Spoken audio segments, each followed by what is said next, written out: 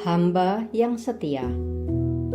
Renungan diinspirasi dari Injil Matius bab 25 ayat 14 sampai 30. Pada suatu hari, Yesus mengemukakan perumpamaan berikut kepada murid-muridnya. Hal kerajaan surga itu seperti seorang yang mau bepergian ke luar negeri, yang memanggil hamba-hambanya dan mempercayakan hartanya kepada mereka. Yang seorang diberikannya 5 talenta, yang seorang lagi 2, dan yang seorang lain lagi 1, masing-masing menurut kesanggupannya. Lalu ia berangkat. Segera pergilah hamba yang menerima 5 talenta itu. Ia menjalankan uang itu dan memperoleh laba 5 talenta. Hamba yang menerima 2 talenta pun berbuat demikian dan mendapat laba 2 talenta. Tetapi hamba yang menerima 1 talenta itu pergi dan menggali lubang di tanah, lalu menyembunyikannya uang tuannya. Lama kemudian pulanglah tuan hamba-hamba itu, lalu mengadakan perhitungan dengan mereka. Hamba yang menerima 5 talenta datang dan membawa laba 5 talenta. Ia berkata, "Tuan, 5 talenta Tuan percayakan kepadaku. Lihat, aku telah memperoleh laba 5 talenta." Maka kata tuannya kepadanya, "Baik sekali perbuatanmu itu, hamba yang baik dan setia. Engkau telah setia dalam perkara kecil. Aku akan memberikan kepadamu tanggung jawab dalam perkara yang lebih besar. Masuklah dan turutlah dalam kebahagiaan tuanmu."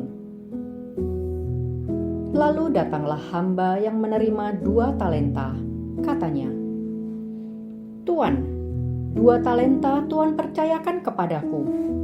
Lihat, aku telah mendapat laba 2 talenta."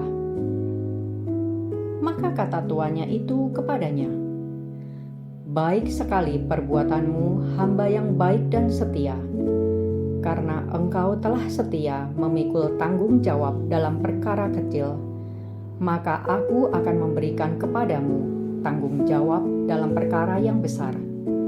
Masuklah dan turutlah dalam kebahagiaan tuanmu." Kini datang juga hamba yang menerima 1 talenta dan berkata, "Tuan, aku tahu bahwa Tuan adalah manusia kejam yang menuai di tempat Tuan tidak menabur dan memungut di tempat Tuan tidak menanam.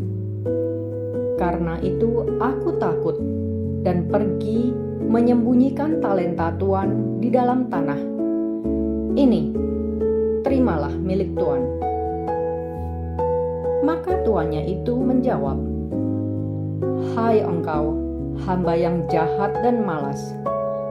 Engkau tahu bahwa aku menuai di tempat aku tidak menabur dan memungut di tempat aku tidak menanam.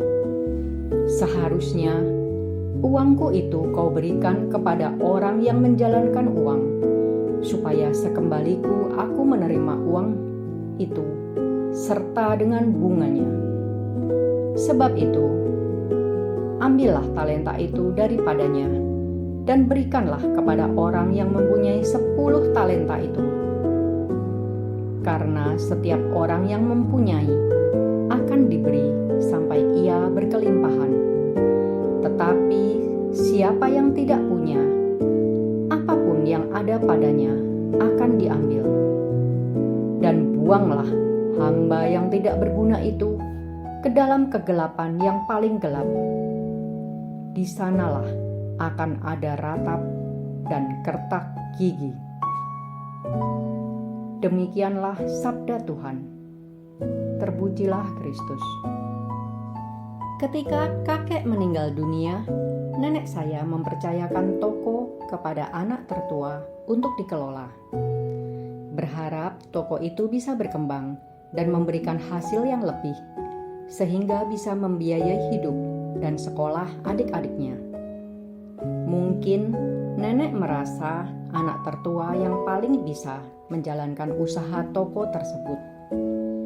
Anak tertua menerima mandat itu. Saya yakin dia dengan segenap kemampuannya bersungguh-sungguh mengembangkan toko tersebut. Ia mempergunakan kesempatan dan talentanya sehingga memberikan hasil yang memenuhi harapan sang nenek. Dan Tuhan menyertai usahanya serta memberkatinya. Dalam bacaan Injil hari ini diceritakan seorang tuan yang ingin bepergian ke luar negeri dalam kurun waktu yang tidak terbatas. Ia memanggil ketiga hambanya dan mempercayakan hartanya kepada mereka untuk dikelola.